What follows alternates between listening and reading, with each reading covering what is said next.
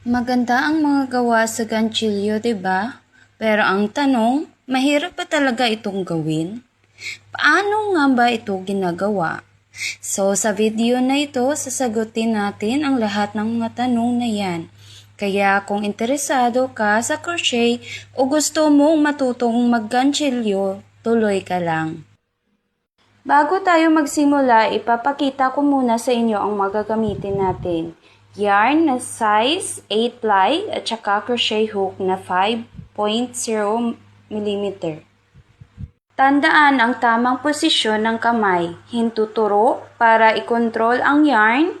Tapos, yung middle finger at thumb para pigilan ang dulo ng yarn. Ngayon, simulan na natin. Ipapakilala ko sa inyo ang chain stitch, ang pinaka-basic stitch sa crochet. Kung may yarn at hook kayo dyan, ay pwede nyo akong sabayan para mas madali ninyong maintindihan.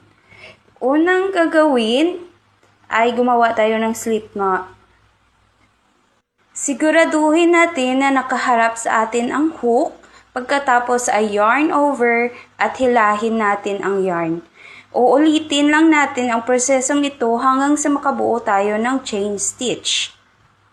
So guys, nagawa nyo na ba ang inyong chain stitch? Balik tayo sa tanong. Mahirap ba talaga ang ganchilyo o crochet? Excited na ba kayo kung ano ang susunod nating crochet video tutorial? Comment down below kung inyo itong nasunod.